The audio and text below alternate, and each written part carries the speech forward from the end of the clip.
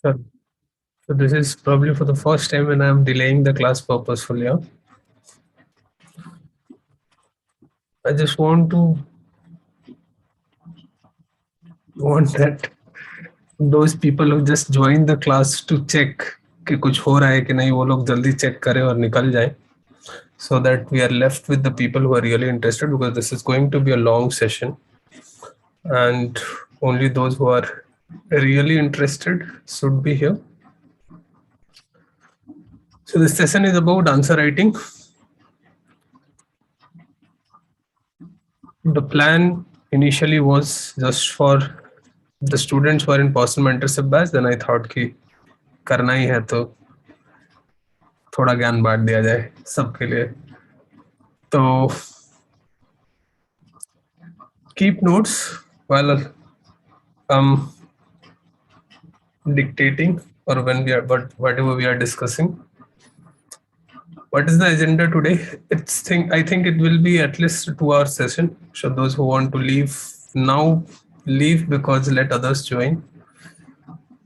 And those who think they can stay, so stay करेंगे. What we will discuss and why you should be in this session. I have been evaluating copies for quite some years now. And when you evaluate the copies, you know much more than what you learn while writing. In the last couple of years, I have evaluated some of the copies of the toppers, have helped some of the toppers in being topper. So I will be discussing all the learnings that I have got from these sessions. This session is going to be very boring, not interesting like sociology or NCRTs. So those who are ready to get bored, who are really here to learn something, should stay. I'm not going to make it interesting. ठीक है, समझ में आई बात?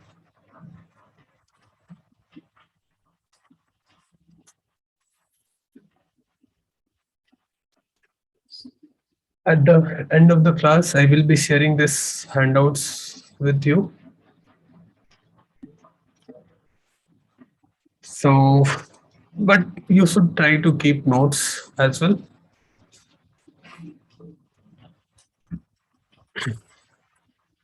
Answer writing workshop part 1. पहली बात तो ये कि why answer writing, why you should learn answer writing or when you should learn answer writing. तो देखो, answer writing has two parts, which I always say and some of you already know. One is your presentation, how you are arranging, how you are writing. And the second part is content or knowledge.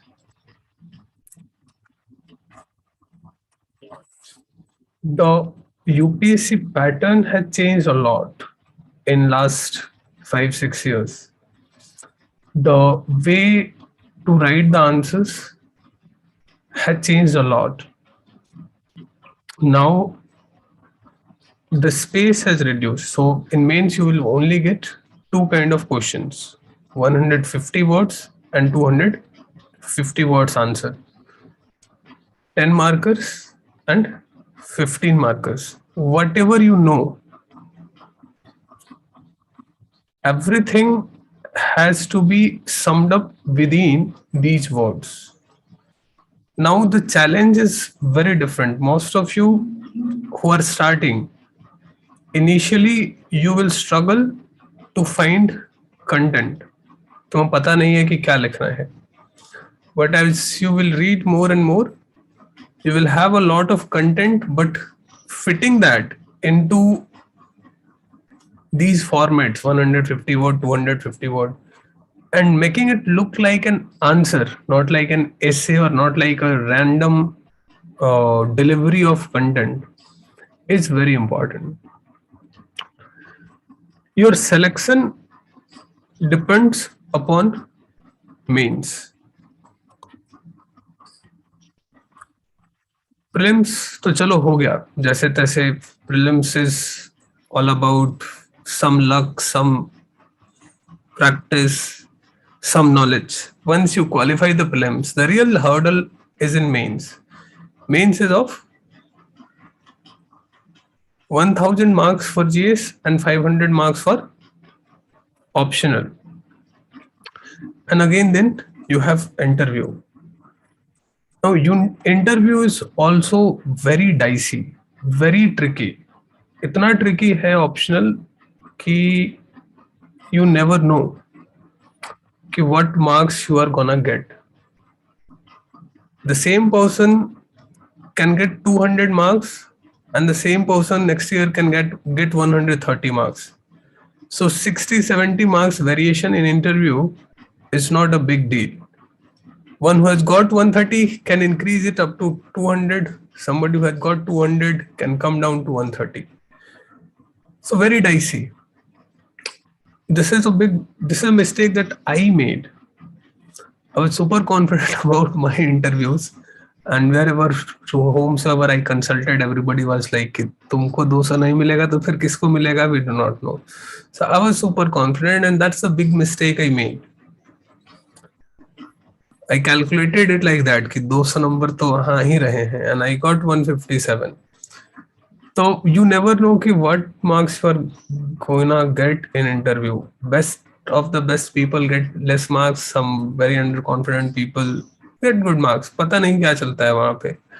No amount of practice can ensure your marks here. Only thing certain in whole UPSC preparation is your mains. If you will put effort here, it will give you the proportional result. तुम जितना मेहनत करोगे उतना यहाँ direct reflect होता है. The chances of getting very less marks और very high marks is very less. ठीक है, जितना मेहनत करोगे उतना आउटपुट आएगा. Now if you really want to secure your rank, if you do not want to leave things to the chances, पता नहीं क्या मिल जाएगा, अच्छा आ गया तो अच्छी सर्विस मिल जाएगी, नहीं आया तो बाहर भी हो सकते हैं. Let's say if you do not want to take that gamble, then you have to get exceptionally good marks in mains.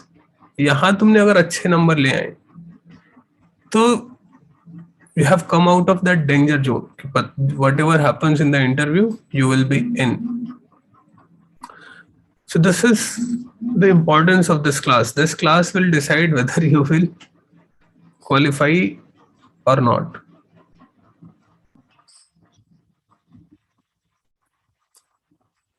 Now some of you are very beginner. You do not have much idea about any topic, any subject, and for you do not have to write answers. पहले ही बहुत clear है. Until unless you read some books, you start reading reference books, you get some idea. उससे पहले answer लिखना is wastage of your time. What you have to do is you work upon your language. You write, लिखना है but answer नहीं लिखना है. क्या लिख सकते हैं? Write diaries, read tutorials and try to rewrite those. Write anything, but do not try to write down some points, try to make notes, everything. Try to write 1 or 2 pages at least every day in the initial times of preparation, but not answer writing as such. जरूरत नहीं है, होगा भी नहीं. You will be wasting your time. तो now अब जो बच जाते हैं, जिन्होंने थोड़ा पढ़ लिया है और तब आपको आंसर लिखना है, those who are beginners, they can listen to the session and learn from it. कि बाद में when you will go and start writing, तब क्या कर सकते हैं.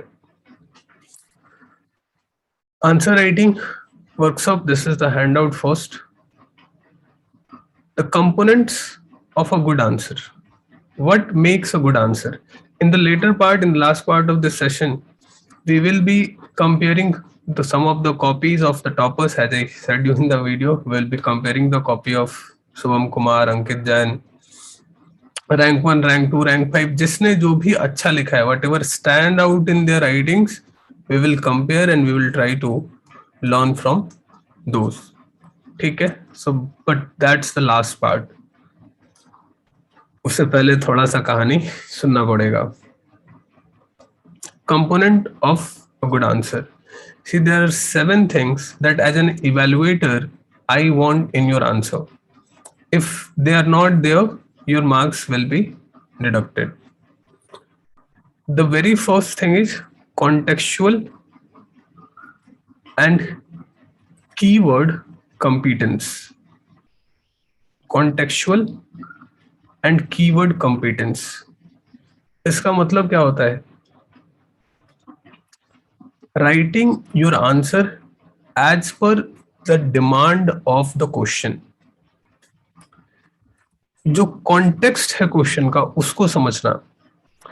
Many a times you take this thing very simply. तुम अभी जो लोग आंसर नहीं लिखते उनको लगता होगा कि ये तो बहुत आसान चीज है, मतलब कॉन्टेक्स्ट किसको नहीं समझ में आया, क्वेश्चन पढ़ूंगा और समझ में आ जाएगा ना, write the answer.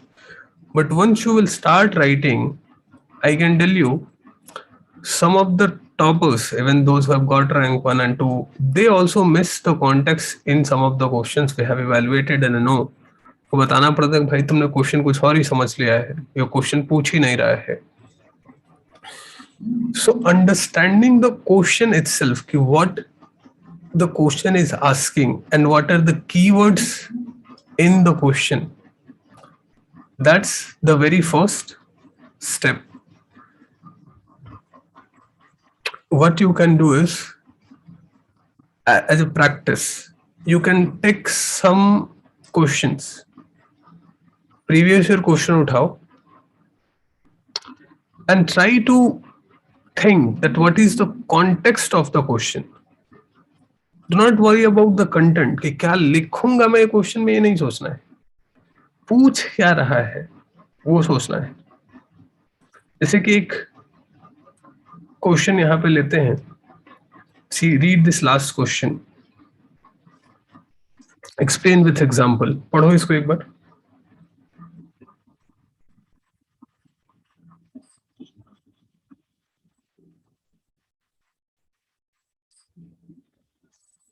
People are now texting me कि maximum people not allowing to join. So let me share the. Achha, I have, that's why I have made it public today so that everybody can watch it on the YouTube. Check YouTube. चलो पढ़ लिए question. Last question everyone. Explain with example how the self-help groups have been playing a significant role in empowerment of women in India. Also mention the initiatives that have been undertaken by the government for promoting self-help groups. क्या है context, क्या है question का, कौन बताएगा? Anyone?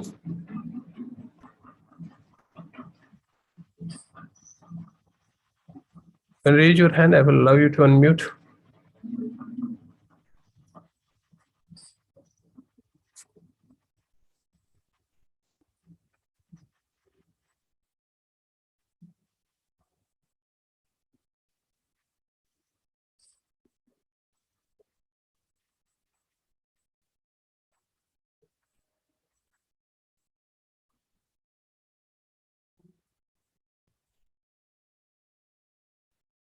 We have some people. बताओ Rinki. Sir good evening. Good evening. Sir सबसे पहले तो फर्स्ट ऑफ ऑल हम लोग डिफाइन करेंगे 1 to 2 lines self help group होते क्या है एंड हाउ इट. नहीं वो बताओ क्या लिखेंगे वो बताओ, क्वेश्चन क्या पूछ रहा है वो बताओ. अच्छा क्वेश्चन क्या पूछ रहा है, मतलब कि how self help groups playing a important role in the upgrading of the women in India, and we have to mention some initiatives taken by the government or measures what should government take to empowerment of women in India. ठीक. पहले यहाँ keywords highlight करते हैं. One keyword here is explain. You have to explain something. ठीक है, कुछ भी दिया है उसको एक्सप्लेन करना है, and while explaining that you have to give examples. Two things are here. What you have to explain is कि how self-help groups have been playing significant role in empowerment of women in India. देखो, एक एक word is important here. You have to first write how self-help groups, or we can say कि role of self-help groups, role of self-help groups in empowerment of women where in India. किसी और देश की बात नहीं कर रहा है. If the question would have been कि explain how the self-help groups have been playing a significant role in the empowerment of women not in India, whether the answer would be same or different. अगर सिर्फ यहां तक रहता तो क्या तुम लिखते, सेम आंसर लिखते, अलग अलग आंसर लिखते?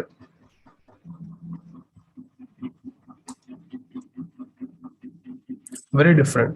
पूरा आंसर बदल जाता था, पूरा कॉन्टेक्स्ट बदल जाता, पूरे एग्जाम्पल्स बदल जाते. सो if you are reading the question and somehow you miss one part of the question, no, it will change the whole context of the question. So during in personal mentorship batch, I have given you some questions and you had written the article, so written the answer. So let me bring one such answer and let me give you an example कि how you people have missed the context. Pratyush का लिखा हुआ एक answer है, how do you miss the context?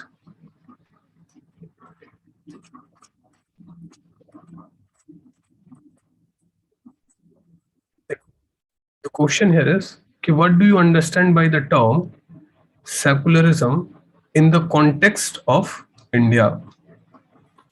ठीक है, क्या question करे कि what do you understand by the term secularism in the context of India? What is the context of this question? What does this question asks from you? This question is not saying you to explain secularism. ये नहीं कह रहा कि explain what is secularism. It's not telling you कि explain कि what are the provisions. तो ये तो second part में पूछ रहा है. तो provisions regarding constitution is a separate question itself. What we are going to write in the first part? What do you understand by the term secularism in the context of India? देखो, whenever it is asking specifically that you have to write in context of India, it means you have to present a comparison. Secularism outside India and secularism in India. Until unless you are writing this comparison, whatever you write in the answer, your answer is not complete. You have to show the difference between the secularism outside India and secularism in India. समझ में आ रही है बात?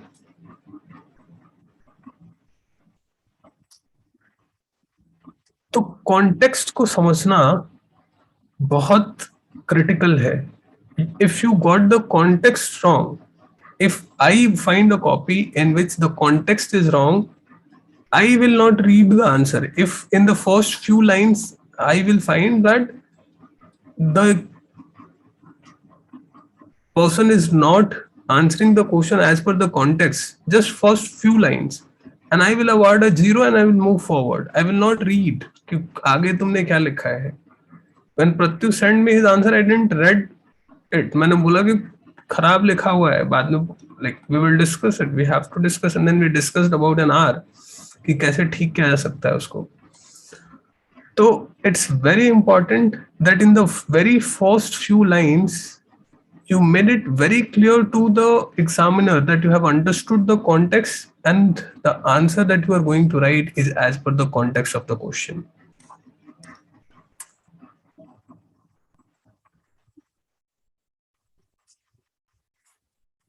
ठीक है।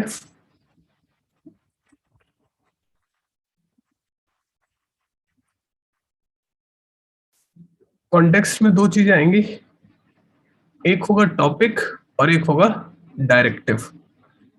Directive क्या हुआ? Directive हुआ यहाँ पे एक्सप्लेन, कहीं पे आएगा क्रिटिकली एग्जामिन, कहीं पे आएगा एग्जामिन, कहीं पे आएगा इनिमुरेट, कहीं पे आएगा discuss. There can be different kinds of directives. Now many of the beginners, they get confused in the very first place कि ये क्या क्या डायरेक्टिव क्या क्या मीन करता है। राहुल इज आस्किंग कि how to decide to compare with which country particularly. Rahul, you do not have to decide with which country you have to compare. There is a whole list. If you have read the topic, you know that there are some countries their secularism is different. Basically Western countries, their model is different and Indian model is different. So basically it's a comparison of west and east. अगर जिसको पता है उसको पता है, इसको नहीं पता है तो फिर you will be scratching your head कि किससे कंपेयर करें। कोई मुश्किल क्वेश्चन है? It's a very easy one that we start our discussion with. तो दो चीजें हैं कॉन्टेक्स्ट में, topic and directive. Directive, as I told you, there are different kinds of directives. But अपने को क्या करना है? I'm telling you, I'm giving you an idea here about directives. देखो डायरेक्टिव्स ब्रॉडली दो तीन टाइप के ही होते हैं. Other than that, everything is just a corollary of that. One directive is discuss. Discuss is kind of the most broadest directive which is possible. When the question is saying to discuss something, that means you have to write everything about that. You write the good things about that issue, you write the bad things about the issue, and then you conclude. Discussion, as we call it, discuss is just a debate on paper. अगर किसी question में है कि discuss something, that means you are debating on the paper, you are giving the points in favour, points against it, and then you end. एक directive तुम्हें मिलेगा explain. Now explain is a very important directive and you need to understand this. Explain का मतलब होता है you have to just explain what is given. जो दिया हुआ है बस उतना एक्सप्लेन करो. इफ आई एम सेइंग कि India is a developing country, explain, तो यू एक्सप्लेन इट कि हाउ इंडिया इज अ, या फिर इससे भी अच्छा आएगा एक और कीवर्ड है which is very strict, it's justify. अगर कीवर्ड आता है justify, then you just stick to what is it saying. If it's saying कि justify India is a developing country, तो यू जस्ट जस्टिफाई. फिर तुमको उसमें पॉजिटिव निगेटिव ज्यादा नहीं लिखना है, तुम बस जस्टिफाई करो कि हाँ क्यों है. Try to maximise the point about it. Explain, justify, try to stick to the question. Do not try to counter the question कि नहीं ये जो बोल रहा है वो गलत है, मैं जो बोल रहा हूँ ठीक है. Even if you feel it's wrong, try to, it's asking to justify or explain, you just stick to the topic. Comment या examine या critically examine, सब में वही करना है. Points in favor, points against it.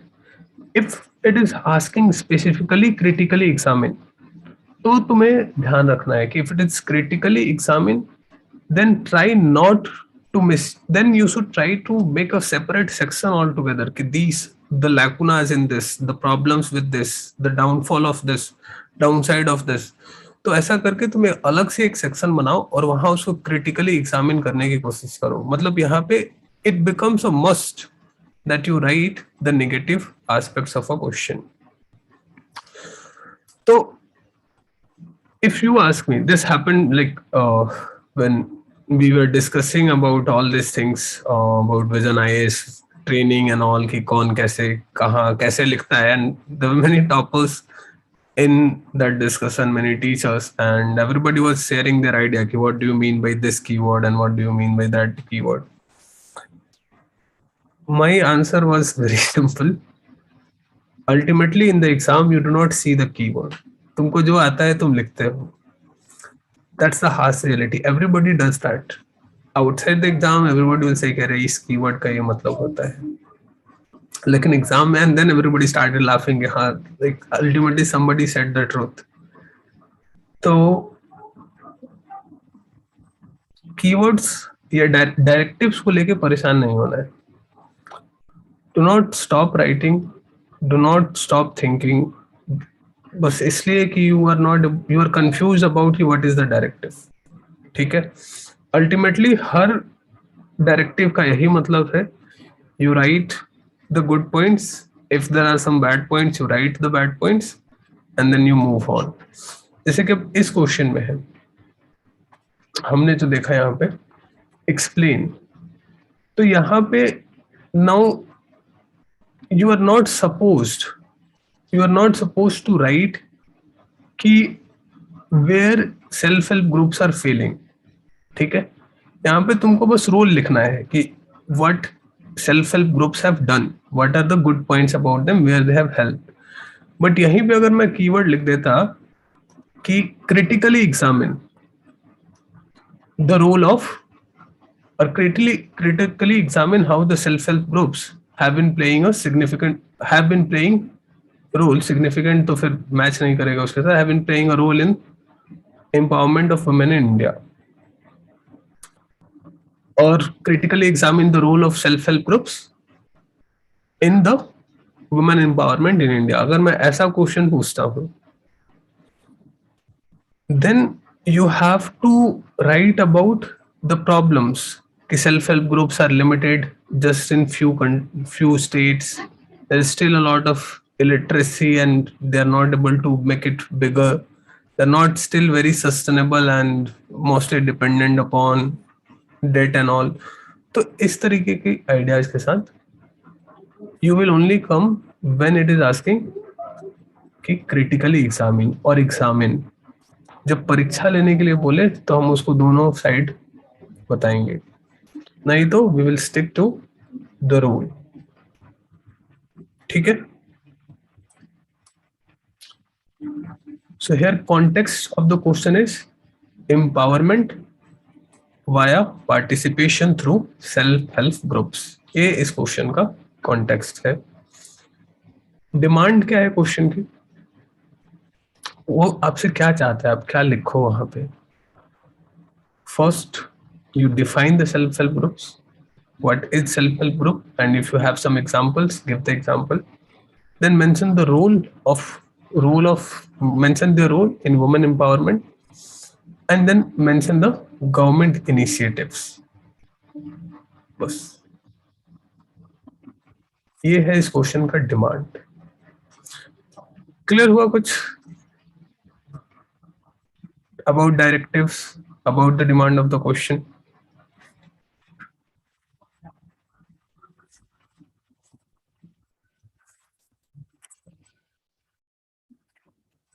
So the key is that you read the question, take some time to read and reflect about it. Question देख के सीधा लिखना ही टॉपर्स भी नहीं स्टार्ट करते हैं. ठीक है, क्वेश्चन देखो, उसको समझो कि क्या कहना चाह रहा है. Take some time. Initially if you are a beginner you should think for 5 minutes just about the question कि पूछना क्या चाह रहा है. लिखना तो छोड़ो, अभी तुमको 5 मिनट कम से कम सोचना चाहिए कि what this question is all about, what is the directive, what are the keywords, what I have to write. Now, once you are good with this, then second is about content competence. चलो एक दो question मैंने और दिए हैं, तो personal mentorship वाला ही discuss कर लेते हैं ताकि तुम लोग और बाद में ठीक से लिख पाओ. Let me find some questions and let us do it.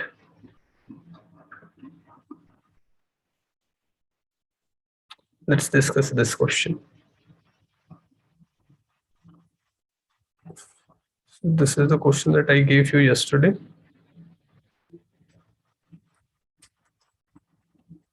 ये क्वेश्चन देखो. Everyone, think about it. क्या कहना चाह रहे हैं? Where there is a right, there is a remedy. In this context, discuss the nature and significance of writs in India with adequate examples. How many of you know that what is writ?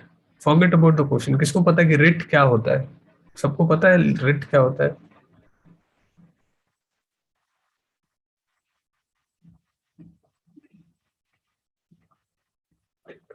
जिनको नहीं पता है, don't worry.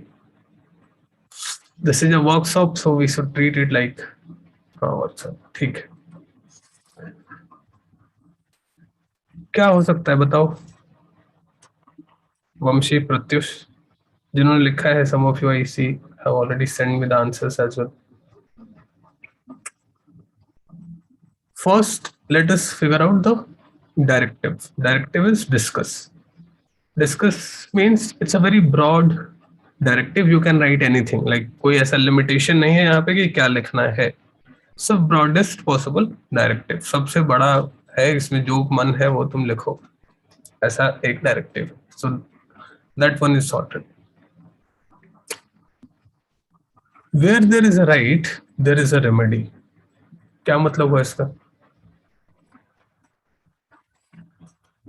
Where there is a right, there is a remedy.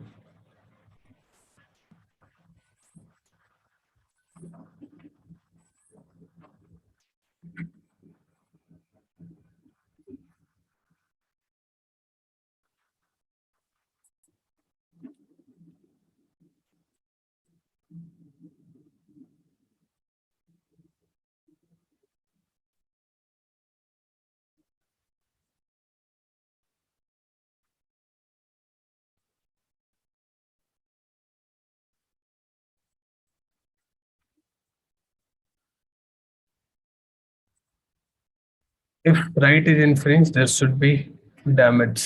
नहीं, जहाँ right होता है वहाँ remedy भी होते हैं to protect those rights.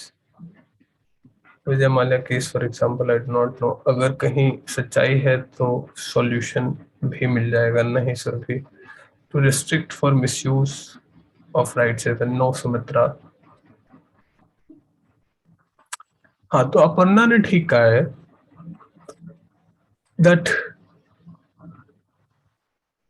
if there is a right, there is a remedy, or if there is a right, there should be a remedy. As if you have read polity, हम लोगों ने क्या पढ़ा था? What Ambedkar said that Article 32 is the heart and the soul of Constitution. Why heart and soul of Constitution? Because if the judicial review is not there, your rights doesn't matter. तुमको बहुत सारे rights दे दिए जाएं और ऐसा कोई provision ही नहीं है कि when your rights are violated, where you will go. If there is no such provision, what will you do? So the idea is कि if there is a right, there should be a remedy.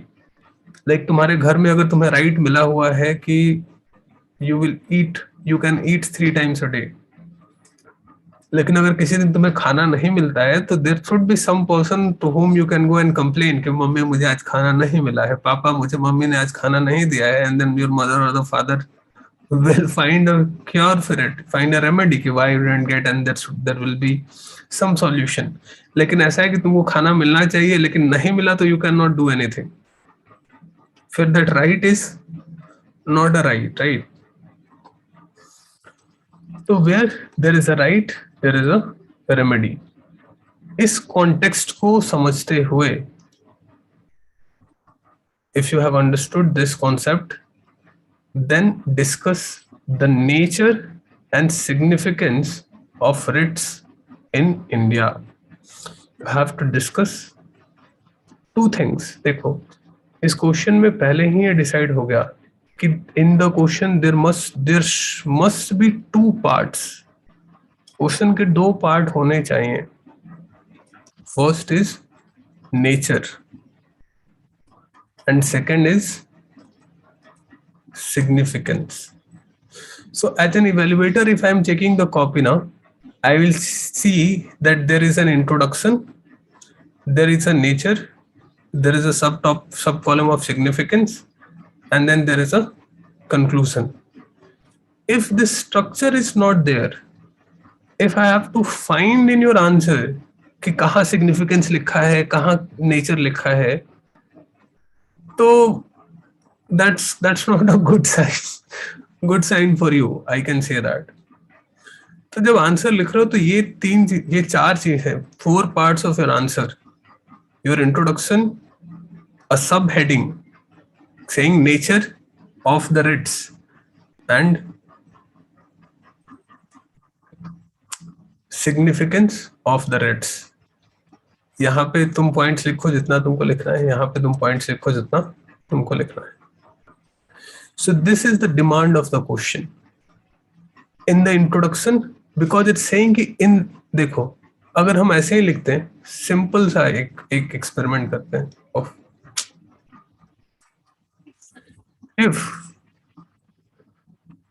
If this part was not given in the answer, सिर्फ इतना ही रहता, discuss the nature and significance of writs in India with adequate example, तो क्या change आता answer में तुम्हारे?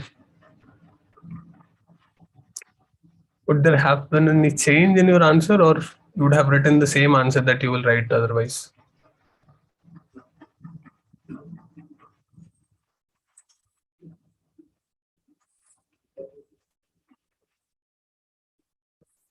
क्या change आता? Poonam is saying I would have written a changed answer. So, क्या चेंज आता तुम्हें अगर वो है और नहीं है? So what difference you would have brought in your answer?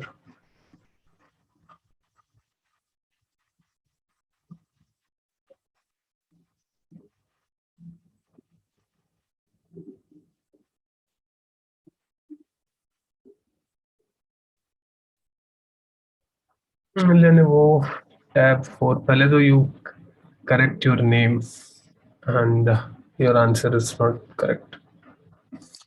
तो देखो अगर ये फर्स्ट पार्ट नहीं होता तो नेचर एंड सिग्निफिकेंस तुम वैसे ही लिखते, nature and significance of rates. But because this first part is added, just because it is added, you have to address that. You cannot assume कि इसका कोई मतलब नहीं है, मैं कुछ भी लिख सकता हूँ.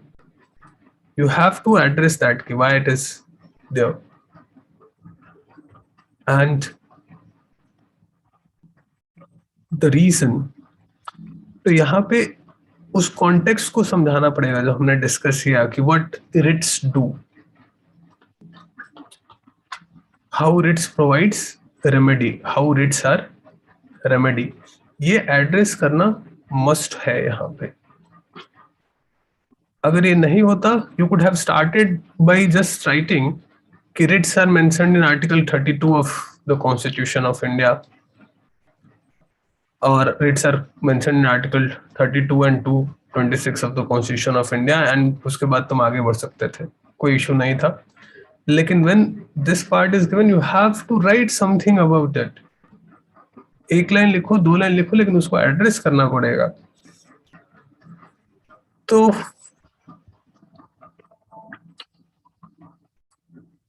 कितने लोगों ने जितने लोगों ने आंसर भेजा है मुझे, how many of you have followed this structure?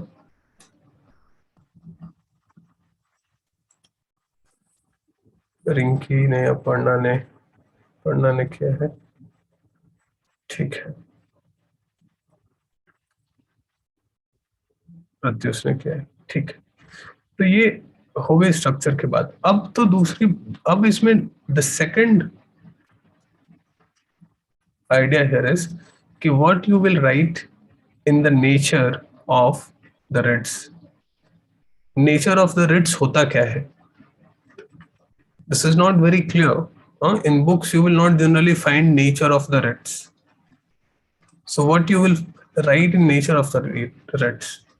For that you need to have some creativity, some imagination. थोड़ा thinking capacity होना चाहिए कि nature of the writs क्या हो सकता है.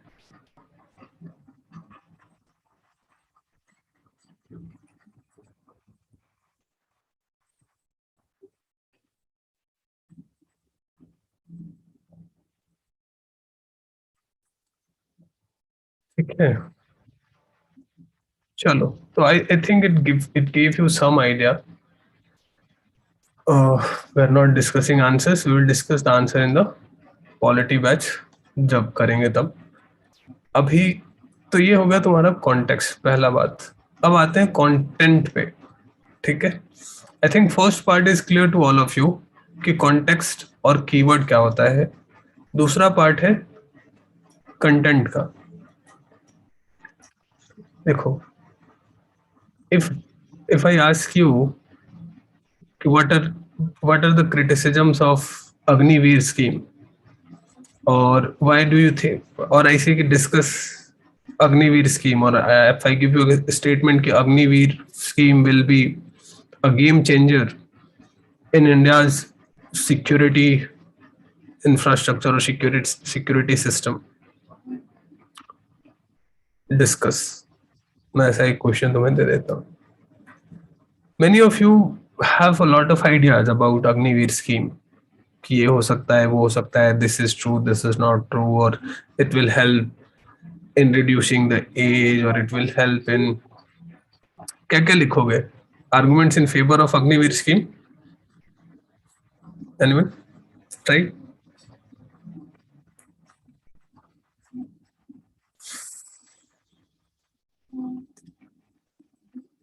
Hmm?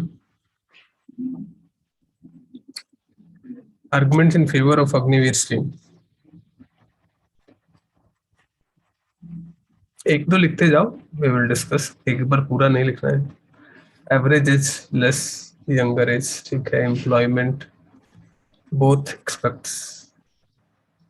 नहीं नहीं, पहले तो लिखो कि good points about it, will give option to the candidates who want to change their career, income in such younger age, it can help with providing more discipline, civilian discipline, youth will engage, good change for young aspirants, good chance for young aspirants, reduce current account expenses।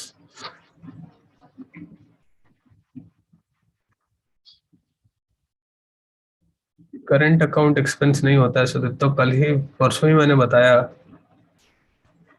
Newspaper की class में कि when you are thinking about current account is when you engage in the foreign trade. जब India की बात करें तो revenue budget और capital budget की बात करते हो, do not mix two chapters. Discipline, agreement of 4 years, etcetera etcetera, ठीक है। देखो, all of you have given the points. Now these all are generic points. You go and ask to a normal pan wala. That's the example that I always give. So you ask a pan wala, a chai wala, you sit on a chai ki tapdi, you open any WhatsApp forward, and people are talking about this. So how is your answer different from a chai wala? Why he should not become an IS than you? समझ में आई बात? So because these answers are generic. Generic मतलब जो सब जानते हैं। Generic दवाइयां होती है ना, बिना ब्रांड की, कौन लिख रहा है उससे मतलब नहीं है, जेनेरिक है, सब जानते हैं।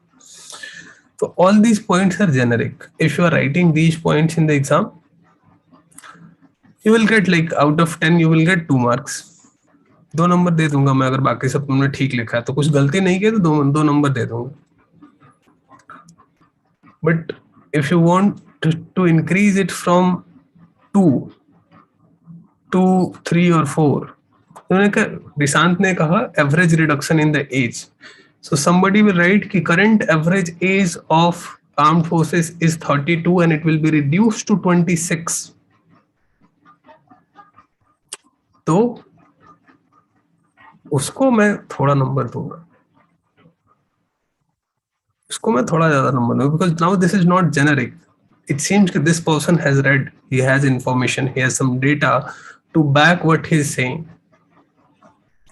ठीक है. If somebody is saying it will generate employment, and on the other hand, if somebody is writing every year 47, about 45 to 46,000 youth between the age of 17 to 21 or 23 will get employment, तो उसको number मिलेगा. मिलेगा ना.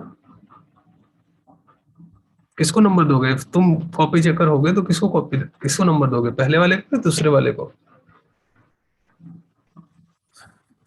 तो whatever you are saying, हाँ, अब Thomas ने कहा कि we have high working age population. Now again the same statement, high working age population, but somebody, if somebody comes with the data कि we have 50% people who are in the working age category or 60% people who is the working age category, or somebody comes with the idea that India is the youngest country in the world with average age of 26 years, तो उसको मैं ज्यादा point दूंगा. सिर्फ कोई कहे कि work force ज्यादा है तो in content, whatever arguments you are making, there should be examples, data, stats, case studies. Pratyush, तुम्हारे लिए जब क्या होता है, if you will start, if you try to write in paragraphs, you cannot make your examples, data stand out. इसीलिए जब हम points में लिखते हैं, when you write in the points, right, अगर यही आंसर मैं लिख रहा हूं, so I'll write in point average age reduction. मैंने ऐसा हेडिंग दिया, मान लो अग्निवीर का ही क्वेश्चन देखते हैं. The question is the I have to write the points in support of Agniveer, तो मैं हेडिंग दूंगा arguments in favour of Agniveer scheme. Point number 1, average age reduction. सब ये हो गया मेरे पॉइंट्स का हेडिंग. इसमें अब लिखूंगा मैं नॉट इन फुल सेंटेंस कि we know that average age of India is this, so when we will give job to these people, so it will reduce to this. नहीं, ये नहीं करना. You do not have the space to do that. I will simply write average present age is 36. It will be reduced to 26. बस हो गया. Examiner को पता है तुम क्या कहना चाहते हो, यहाँ तुम्हें पोएट्री नहीं करनी है. Average age is 36, it will be reduced to 26. We know that this can happen, then if we do that, नहीं करना है. समझ में आ रही बात?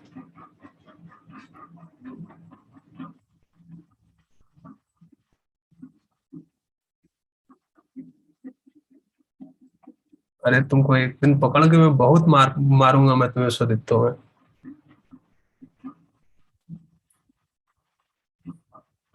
सब मेरे पढ़ाई लिखाई पे तुम पानी फेर दे रहे हो. अभी एक वीडियो वायरल हुआ, तुम लोगों ने देखा? एक चाइनीज है, जापानीज है, किसी ने भेजा मुझे वीडियो. हाँ, वो 1 साल पढ़ाता है अपने बच्चे को और फिर भी वो फादर इज क्राइंग. तो वो हाल मेरा मत करो तुम. हाँ, आई सेड स्पेसिफिकली कि करंट अकाउंट को पेंशन एंड सैलरी से नहीं कुछ लेना देना है. Current account is how much you buy and sell to other countries. एक बार कहने के बाद फिर भी जबरदस्ती बोल रहे हो, सॉरी बोलने के बदले कि सर गलती हो गई, याद आ गया मुझे, फिर से जबरदस्ती पूरा टाइप कर रहे हो बैठ के एकदम। रहूं मैं? अभी भी आया समझ में कि नहीं आया? ओके सर बोल रहे हो, मतलब वो वाला ओके, ओके ठीक है, आप मेरी बेइज्जती कर रहे हैं क्लास के सामने, देख लेंगे आपको। हम्म।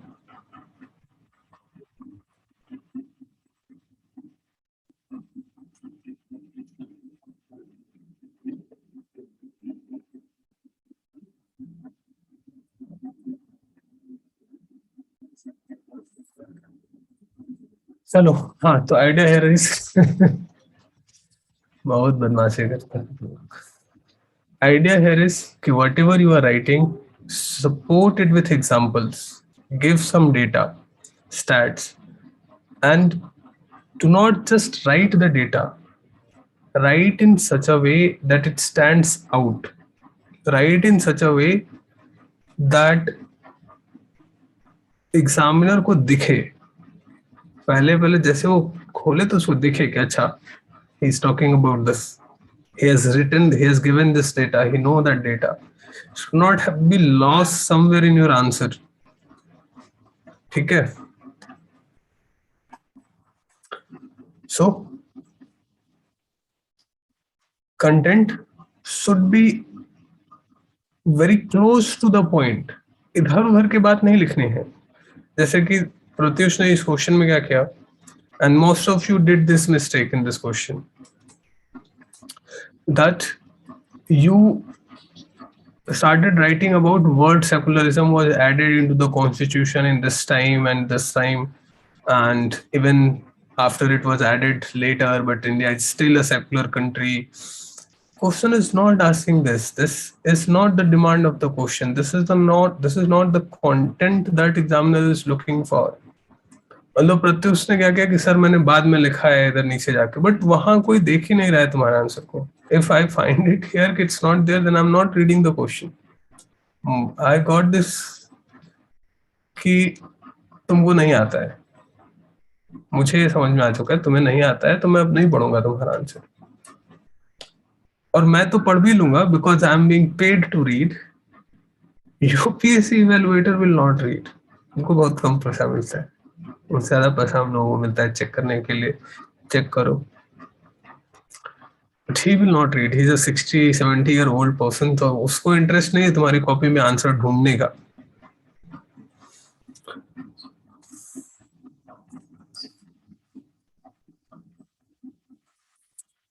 Then the next one is, जिसको आज सीखना है, we will discuss this in detail today, introduction competence.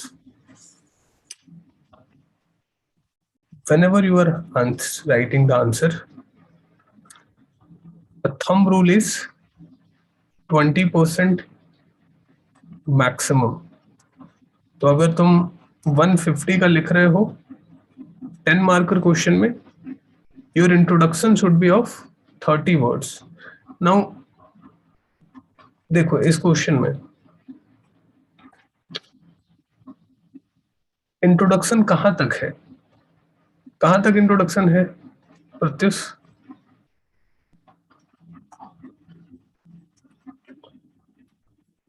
पता नहीं चल रहा है कि कहां इंट्रोडक्शन खत्म हो गया और कहां से फिर बॉडी स्टार्ट हो रही है।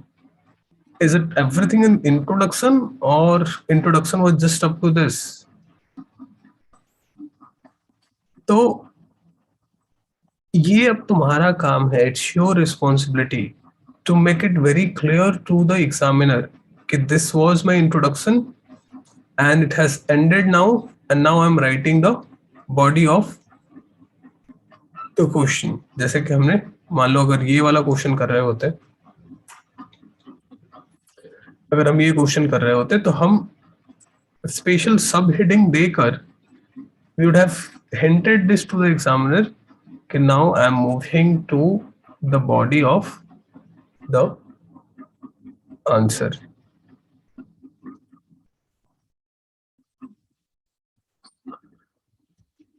तो maximum 30 words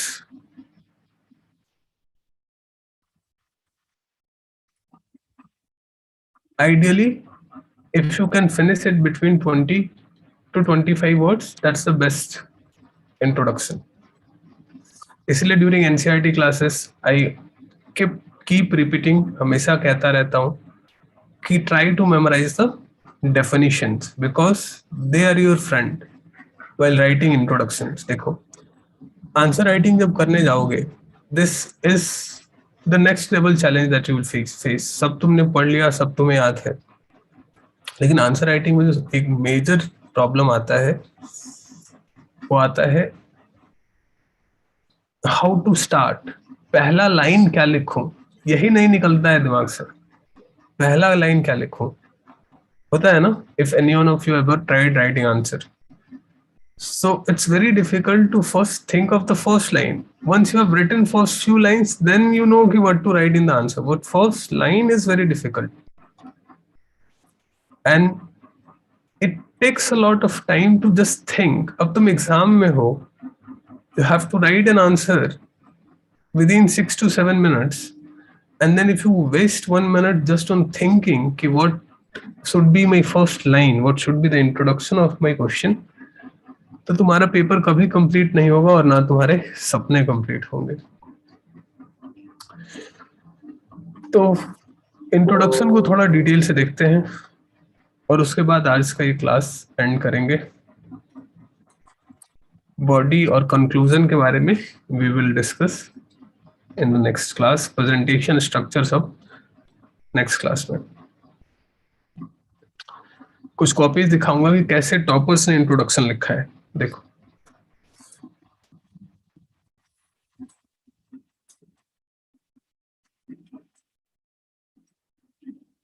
इंट्रोडक्शन, पहला काम क्या है इंट्रोडक्शन का? To engage evaluator. Your introduction is a hook. You are trying to tempt the examiner to read your answer. तुम वहां कुछ ऐसा करना चाहते हो जो तुम उससे टेम्प्ट कर सको. और दूसरा, ये तुम्हारा मकसद दूसरा ये है कि you can convey this mean idea that you have understood the question. दोनों काम करने हैं.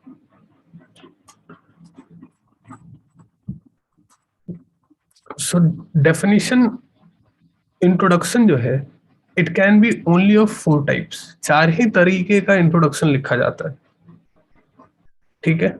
और कुछ एक्स्ट्रा इसमें नहीं होता. वो भी तुम बेसिकली इसको 4 क्या 3 तरीके का ही बोल सकते हो. ओनली 4 काइंड्स और 3 काइंड्स ऑफ इंट्रोडक्शंस. और तुम्हारे दिमाग में जो भी आइडिया आता है ना कि I will write a poem into the introduction, or I will write such a great line that everybody will like, examiner को और कुछ समझ में नहीं आएगा and he will give me 200 marks just by reading my one line. If you're thinking like that, I saw some copy today. अच्छा, दूसरी copy check कर रहा था. तो अगर तुम्हें ऐसा लगता है कि तुम स्टार्ट इतना धमाकेदार कर दोगे कि वो सब नंबर दे, तो ऐसा नहीं होता है.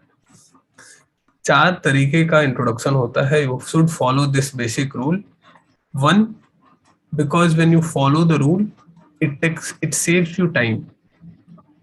You do not have to think a lot. तुम्हें पता है कि अच्छा यही लिखना है, यही लिखूंगा. 4 टाइप है. डेटा बेस्ड, पहले तो बेसिक इन्फो टाइप है. मान लो whatever question is, you give some basic information about the introduction. We will see some examples of this. Second is data based type.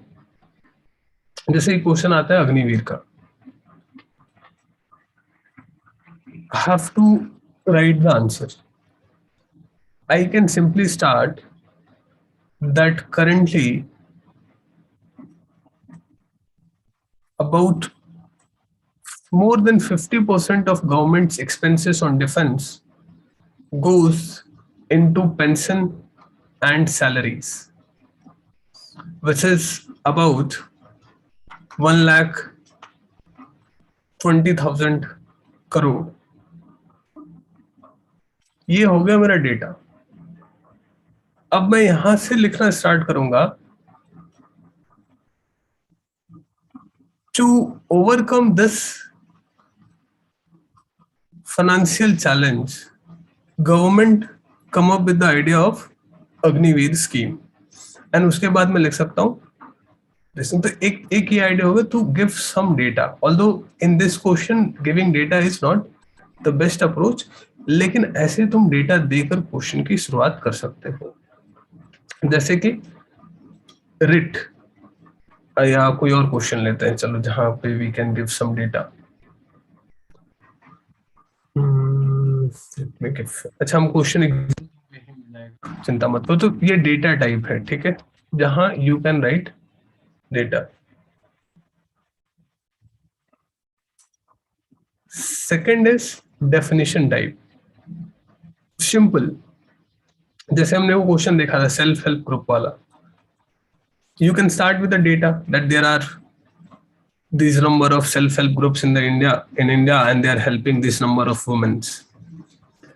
या फिर you start with the definition that self-help groups are associations which do this, whatever your definition is, you define it.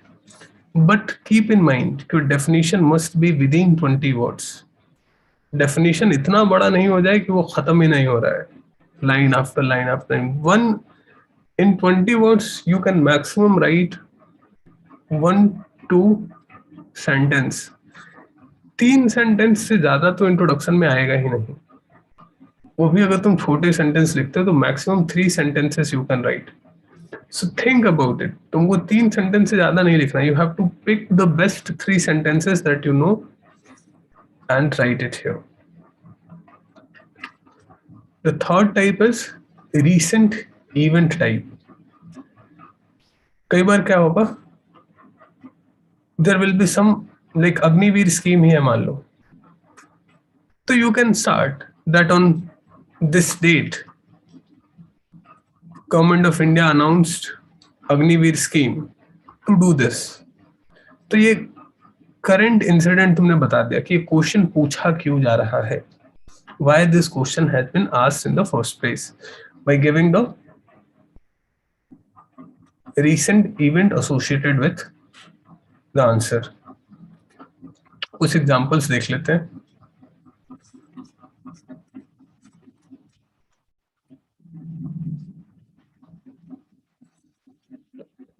Basic introduction type,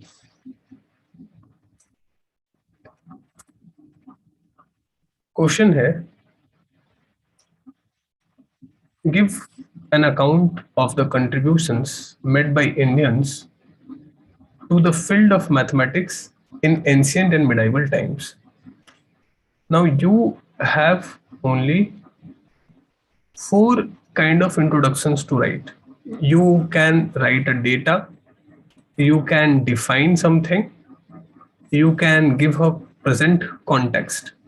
Now इस question में क्या है, is there any word to define? क्या define करोगे, mathematics define करोगे, medieval times define करोगे? नहीं, then you will deviate from the question. या इंडियंस डिफाइन करोगे, so there is nothing to define here, there is no not a single word which you can define। तो first is gone, data, we do not have exact number कि किस आदमी ने क्या किया कैसे किया, तो here giving data is also not an option। present context, ये पूछ रहा है ancient and medieval times में, तो how can you give the present context?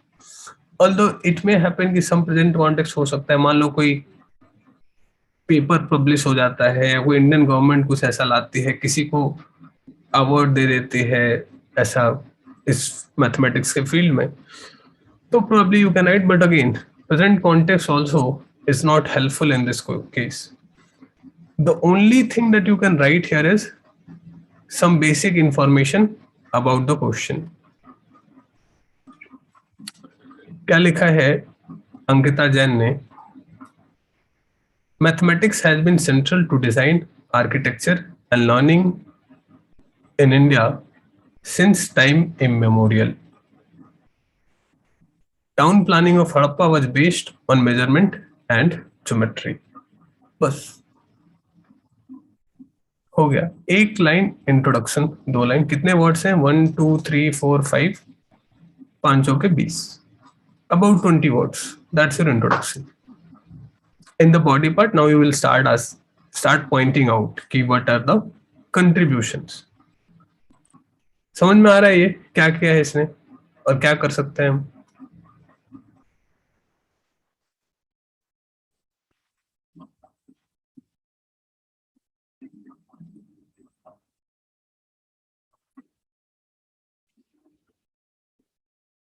क्या निशांत? नहीं समझा मैं, मिडाइवल में एंशियंट मतलब?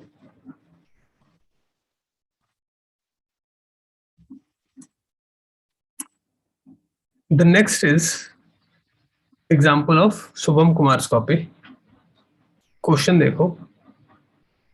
इन देखो, पहले तो ये टॉपर्स के आंसर राइटिंग की स्टाइल देखो. उसने क्या किया क्वेश्चन में, सबसे पहला काम यही किया है कि क्या क्या इसके कीवर्ड्स हैं, क्या डायरेक्टिव से उसको अंडरलाइन कर दिया कि कुछ मिस ना कर जाए, मैं सारे पार्ट्स को लिख पाऊं.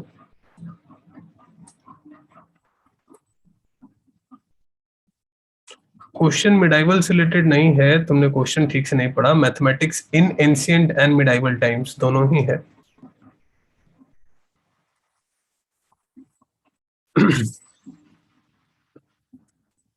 चलो, तो यहाँ क्या है, एप्लीकेशन ऑफ जीआईएस बताना है in disaster management. Shubham Kumar is writing disaster management includes all processes of mitigation, risk mapping, zone preparedness, management and post disaster.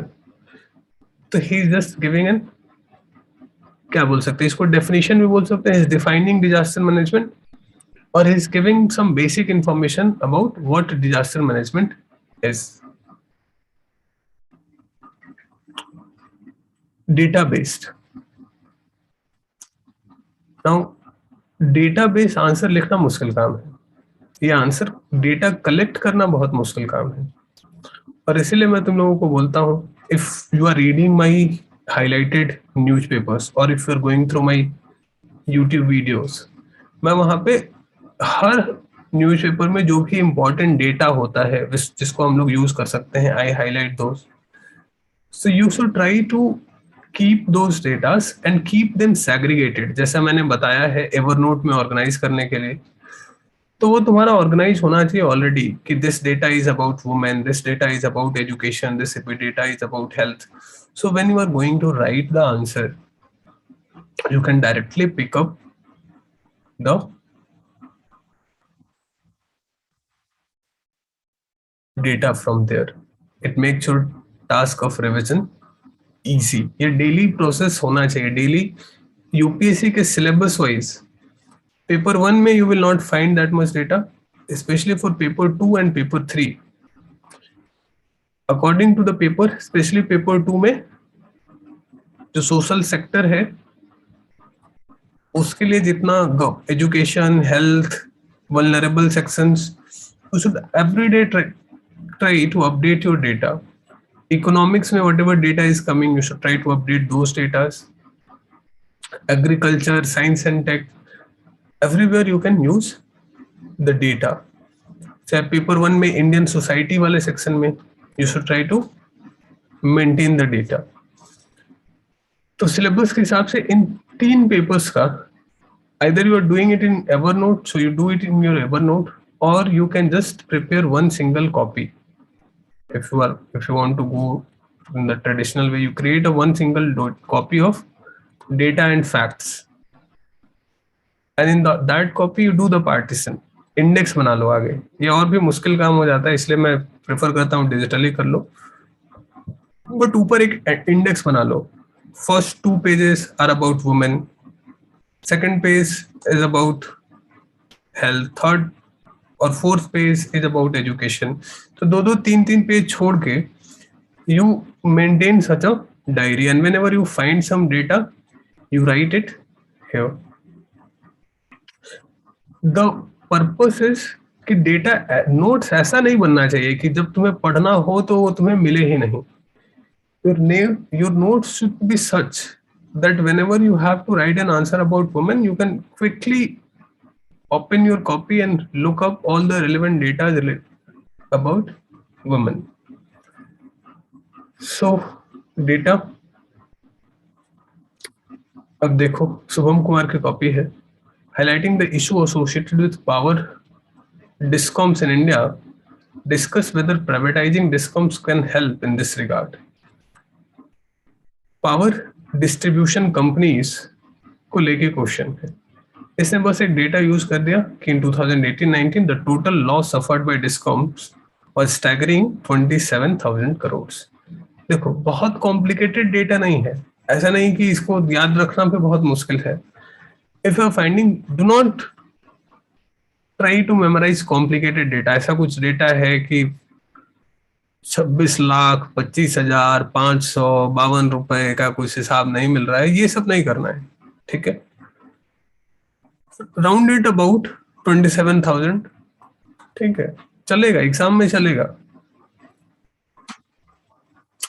And try to memorise easier data, जो याद रखना आसान है, जिसको तुम बहुत जगह यूज कर सकते हो, वैसे डेटा याद करो। Start with the data, then he has defined, देखो he has used both techniques. First he has given a data and then he is defining the power discoms as well. Power discoms are involved in distribution of electricity from power generating sites to where the power is consumed.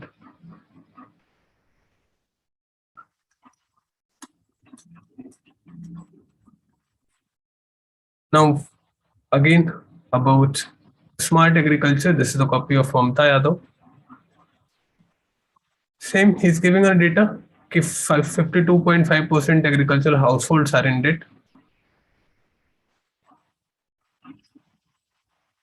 49% unemployment in India. Agriculture amounts to 49% employment in India. बहुत basic data है, daily पढ़ते हो, इसके लिए कोई extra effort नहीं लगाना है। तो start with the basic data. यहाँ भी एक डेटा दे दिया, cotton and pulses production of India amount to 25% of the world production. तीसरा type definition type, you take the key idea and define it. National security architecture of India, Shubham Kumar ने बस उसको define कर दिया कि national security architecture of India क्या होता है। यह इंक्लूसिव ग्रोथ पे क्वेश्चन है, कर दिया कि inclusive growth can be defined as, उसका डेफिनेशन दे दिया और फिर उसका आंसर जो है वो लिखना स्टार्ट किया। तो I think now you have got रफली अ वेरी गुड आइडिया। अब ये देखो रिसेंट टाइप में जैसे मैंने बताया कि बैरियर फ्री ट्रेड को लेकर क्वेश्चन है, तो इसमें लिखते हैं government has recently brought new legislation. Government ने नया लेजिस्लेशन लाया है, फार्म्स एक्ट, उसमें उसके तीन प्रोविजन है। So giving the current relevant fact, why this question has been asked. तो ये कुछ एग्जांपल्स हैं। अगर तुम्हारे कॉपी में इनमें से कुछ मुझे नहीं मिल रहा है, if you are not writing a definition, if you are not writing a data, if you are not giving a current incident, if you are starting like this,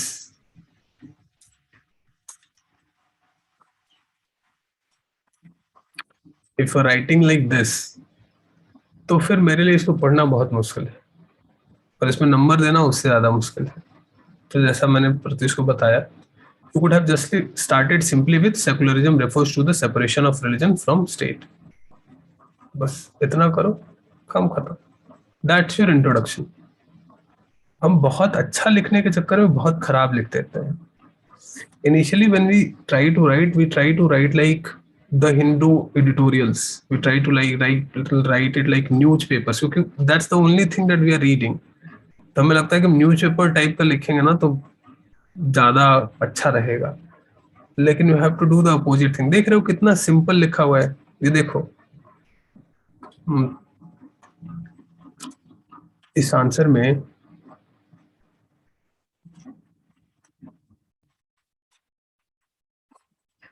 ये फर्स्ट लाइन देखो,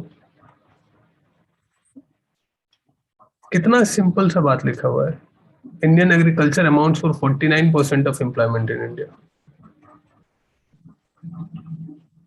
ये लिखना मुश्किल काम है, इसके लिए तुमको बहुत लैंग्वेज का स्किल चाहिए, नहीं चाहिए ना।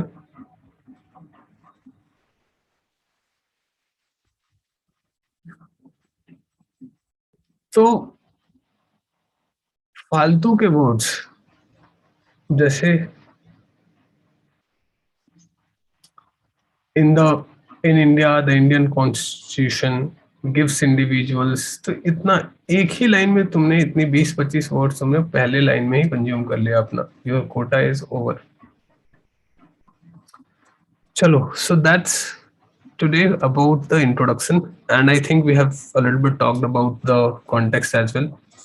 Next class में आएंगे तो we will discuss about three other as four at least three other aspects: structure, presentation, language and conclusion. Structure कैसा होना चाहिए, presentation कैसा होना चाहिए, language कैसा होना चाहिए और conclusion कैसा होना चाहिए। ठीक है,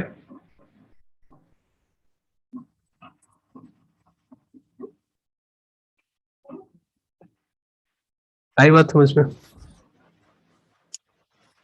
चलो, लास्ट इन्फॉर्मेशन फॉर एवरीवन, थोड़ा अनअकैडमी टाइप प्रचार कर देता हूँ तुम लोगों के लिए। हम सोशियोलॉजी का बैच स्टार्ट कर रहे हैं। Anybody who want to join the sociology batch, they can ping me on my number. I hope all of you have my number. So if you want to join the sociology batch, my number is 8368481944. आज पहला formal class हम करेंगे, तो classes has already started. Do not wait too much. If you need any information about the sociology batch, you can contact me. The fee is 14,999.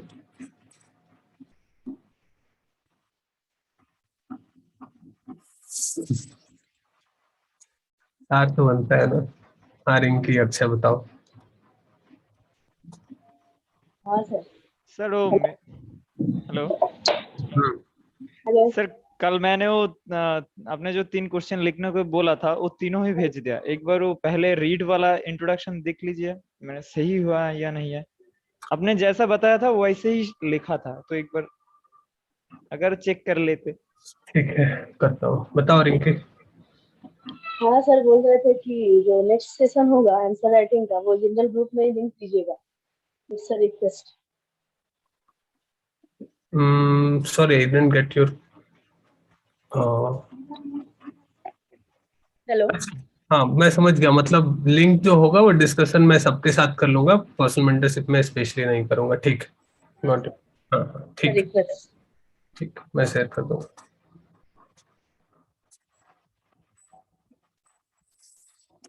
ये वाला question, ये वाला question, हाँ मैंने पढ़ा है इसको। I could not make it out कि तुम क्या लिखना क्या चाहते हो फर्स्ट इंट्रोडक्शन में। क्या लिखे हो थोड़ा पढ़ के बताओ। As signature social and justice guarantees, क्या लिखे हो? सिग्नेचर लिखा हुआ है, क्या लिखा हुआ है?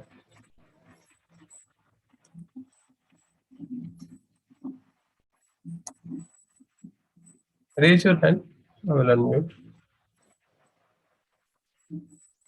हाँ हाँ सर, मैंने वो लिखा था as signature tune social and economic justice guarantees by the fundamental rights which cannot be ordinarily dismissed. To protect these rights, Supreme Court as has signature highlighted. Tune. अब तुम्हें क्या लग रहा है, तुमने ठीक लिखा है क्या?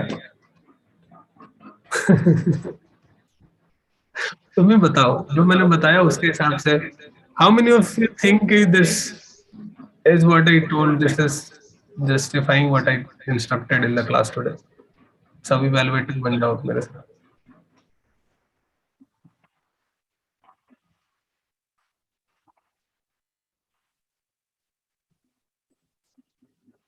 हम्म,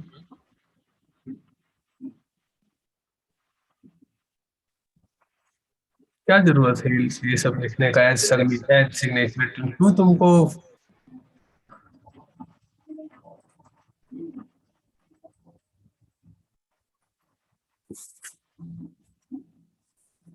शेक्सपियर क्यों बनना चाहते हो? हम्म,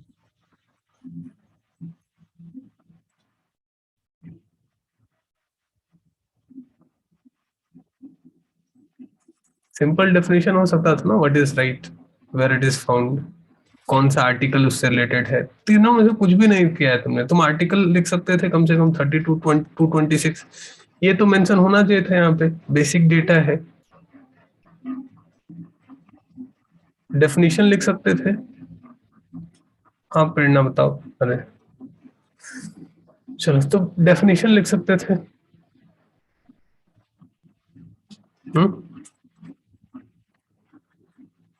writing simple answers is the most difficult task, writing difficult answers is easier task. तुम ऐसा लिख दो किसी को ना समझ में आए। लेकिन स्टिक टू द बेसिक्स। बहुत टेंशन लोगे तो बहुत गड़बड़ करोगे। आर्टिकल लिखो, डिफाइन करो कि what is writs, what they do.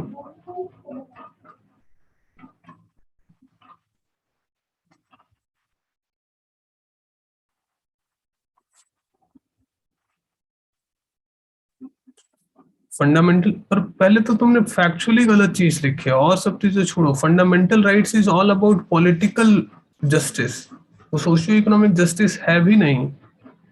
हाँ, क्या कर रहे हो, बैठे आ गए हो। क्लास में पढ़े ना हमने, उसका मेजर क्रिटिसिज्म है कि fundamental rights is not about socio economic justice. हम तो देख, मैंने तो पहले इस पे ध्यान ही नहीं दिया। मेरा पहले गलत लिखे हो कि सही लिखे हो, कि तुमने भी ज्वाइन कर लिया अक्षय का ओ सुदीप्तो का कैंप। झुकेगा नहीं साला, जो लिख दिया वो ठीक है, पढ़ ले अब।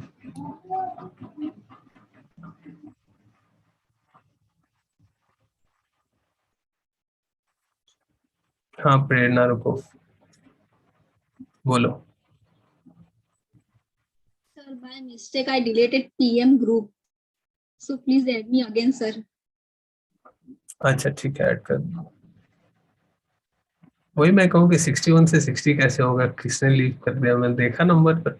चलो ठीक है। तो क्या बोलते हो, कहाँ गए अक्षय? गलत है सही है? पढ़ाया है ना मैंने पॉलिटी की क्लास में कि fundamental rights are not about socio economic rights. Socio economic rights fundamental rights में होता है, सॉरी डीपीएसपी में होता है। क्यों गलती हुआ? सिर्फ शेक्सपियर बनने के चलते चक्कर में गलत हुआ। वो सिग्नेचर ट्यून लिखना चाहते थे तुमको लगा कि तुम सिग्नेचर ट्यून लिख के बहुत अलग आउटस्टैंडिंग कर दोगे। तुम अगर बेसिक लिखना चाहते ना, तुमको पता था, तुम गलती नहीं करते। लेकिन बहुत एक्स्ट्रा ऑर्डिनरी करने के चक्कर में ऑर्डिनरी भी नहीं रहा, है ना? यही हुआ है ना अक्षय? लिखना था तुमको, तुमने कहीं पढ़ लिया सिग्नेचर ट्यून, तुम्हारे दिमाग में वही घूम रहा है सिग्नेचर ट्यून। इसको तब जहां कोई मिलेगा उसको मैं सिग्नेचर ट्यून चिपका दूंगा।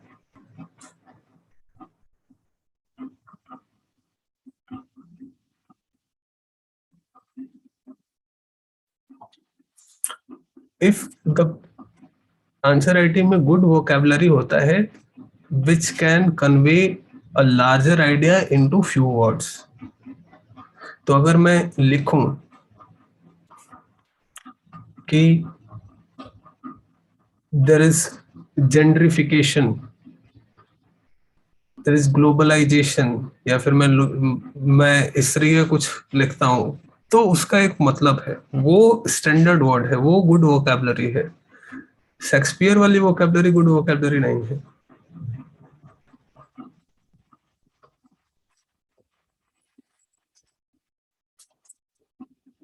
ठीक है। नाउ अब यही जो लिख रहे हो यहाँ पे सब heading is missing, nature of the writs. यहाँ क्या आना चाहिए था, nature of the writs, and then you write what you want to write. तो टाइप्स ऑफ रिट्स में लिखा habeas corpus, certiorari, quo warranto, prohibition and mandamus. I am not checking the content. Writ remedy, writ remedy क्या होता है? What is this word writ remedy?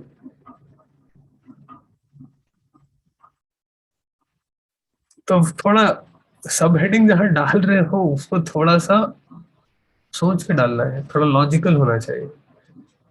Ritz as remedy कर दो।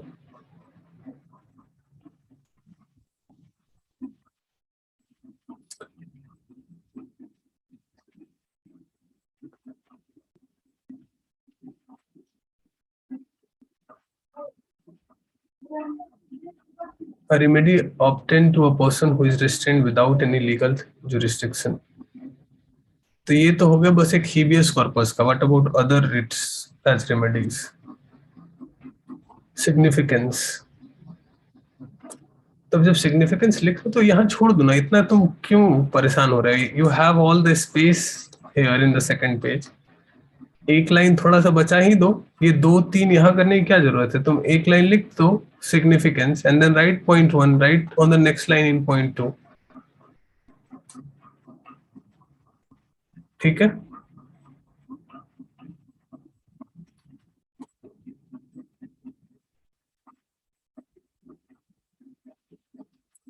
चलो ठीक है।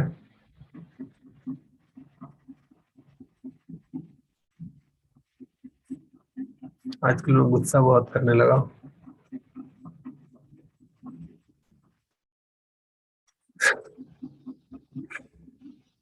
ठीक है, I hope all of you learn something. और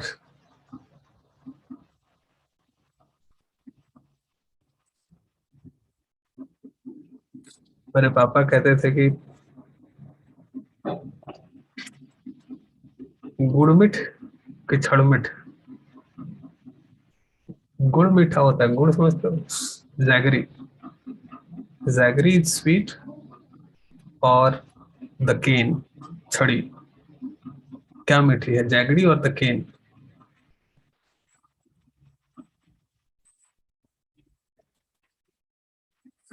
छड़ मिठ, क्योंकि जिसको अगर छड़ी पड़ जाती है, जिसको डांट पड़ जाती है समय से, तो उसका जिंदगी मीठा हो जाता है। His whole life will become sweet. But those who are left unchecked, unhindered, so maybe you will get jaggery and you will fail the taste for once.